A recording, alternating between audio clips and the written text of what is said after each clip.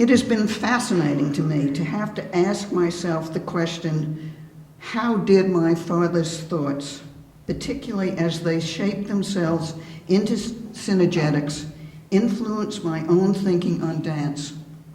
Of course they did, but how? I am not a student of synergetics, but it did surround me all my life. How did synergetics stimulate and penetrate my thinking is the topic of this presentation. I'll talk a little bit about myself, a little bit about what I mean when I use the word dance, how the synergetic approach is important to this study, why all of this is important to the big picture. Along the way, I might quote some things for you that you are more than familiar with, because I think you may find it interesting to hear them again in a context that you will find much less familiar. Let me start by using the quote from Amy Edmondson that is stated on your own website. Synergetics, in the broadest terms, is the study of spatial complexity, and as such is inherently comprehensive discipline. Experience with synergetics encourages a new way of approaching and solving problems. It emphasizes visual and spatial phenomena combined with Fuller's holistic approach, fosters the kind of lateral thinking which so often leads to creative breakthroughs. Now, let's try this. Dance, in the broadest terms, is the study of spatial complexity, and as such is an inherently comprehensive discipline. I will share with you a new way of approaching dance by problem solving or addressing the question of what is the significance of dance to human society. I think we will find that that is a much bigger question than most of us realize, and there are significant consequences in understanding the answer. My approach will emphasize visual and spatial phenomena, combined with a holistic approach, which may lead to creative breakthroughs in awareness of the centrality of dance. I have taken as the core of this presentation ideas that form the theoretical structure of my own work. I purposely have not changed my wording that both then and now feels very much my own, but you will discover words that denote crossovers between Bucky's thinking and my own.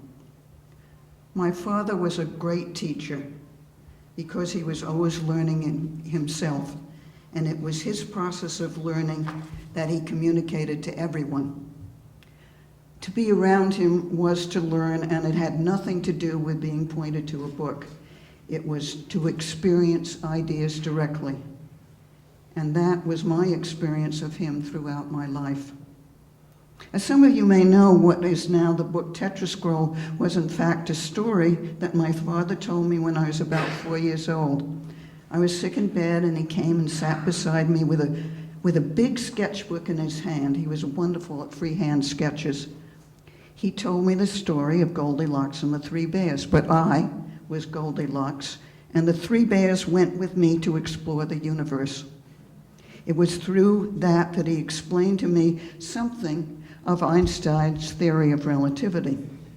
He was actually explaining it to himself because he was in the beginning stages of writing 9 Changes to the Moon, which was deeply inspired by Einstein's thinking. Of course, I didn't realize until many, many years later exactly what was embedded in that story, but I certainly understood, was excited, and very much identified with what he was saying. My father always wanted us to get rid of our old thinking and start anew with no preconceptions.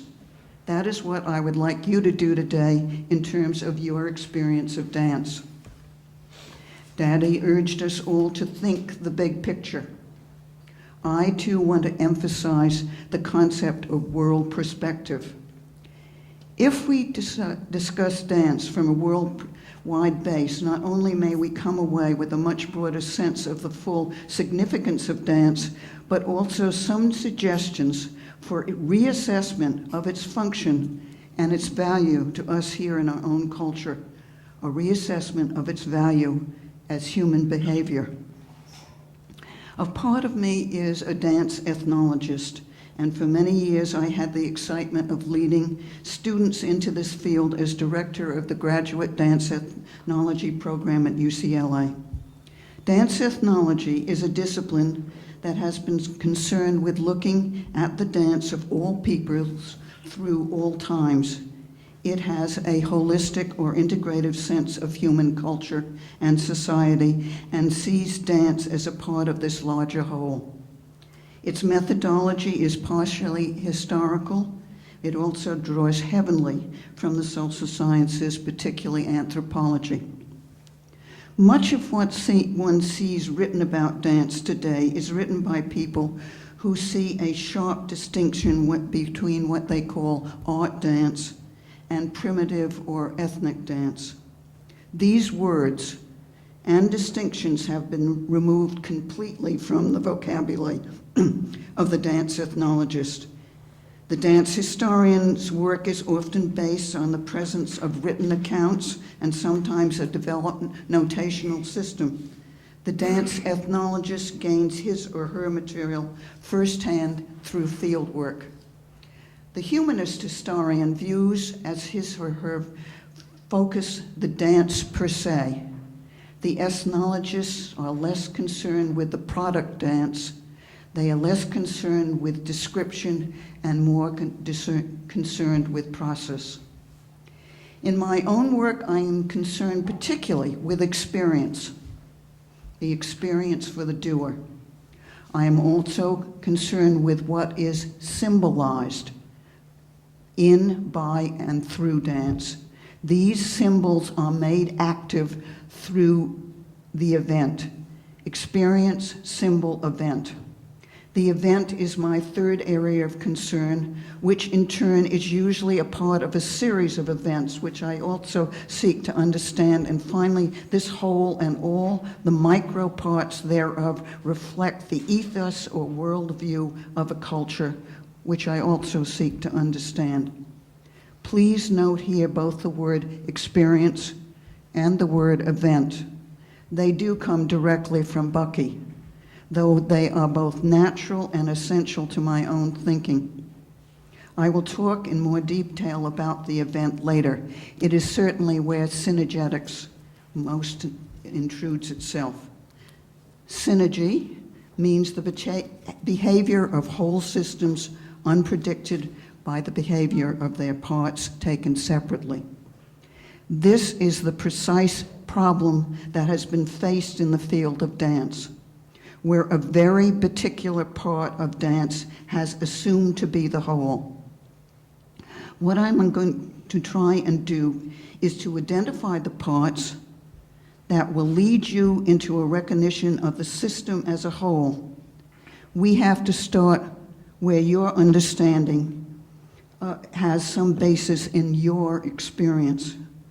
Didn't Bucky say we must always start from experience?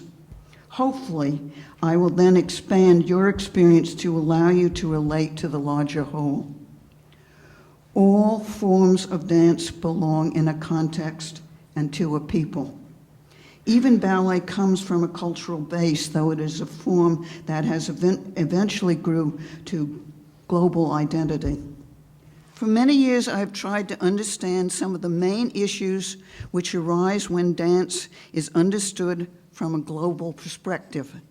If we talk about dance from the concept of world, even those who are intimately involved with dance locally may be confronted with a much broader range of possibilities in form, meaning, and significance. I feel it is extremely important as we begin that we confront dance not as entertainment, not as performance, but as a way of knowing. A way of knowing for the dancer and a body of knowledge for the observer. What knowledge is revealed to us through dance is a very culture-specific, but the process is more generalized. Geography, economics, philosophy, ethics, aesthetics, religion, sociology, an immense body of knowledge of humanistic ideas are embedded in the dance and the dance event. Dance is, in fact, a microcosm of culture. To deal with this subject in a little bit more depth, let us start by looking at dance simply as a process of human behavior. It is bringing together the conceptual and the physical, the mind and the body in an experiential whole. I know of no other activity that does this as fully and completely. It suggests why dance on a worldwide basis appears to be critical to the function of mankind. Even those who consider themselves professional dancers, a term of specialization, need to remember that dancing is available to all of us. Dancing is simply moving rhythmically in a special way. Dance is an experience which is naturally a part of all of our lives. It is an ethnocentric bias that suggests that dance is limited to a gifted few. Viewed from a larger perspective, we'd see dance as a part of an ongoing flow of movement, usually sought after by the child at a very young age.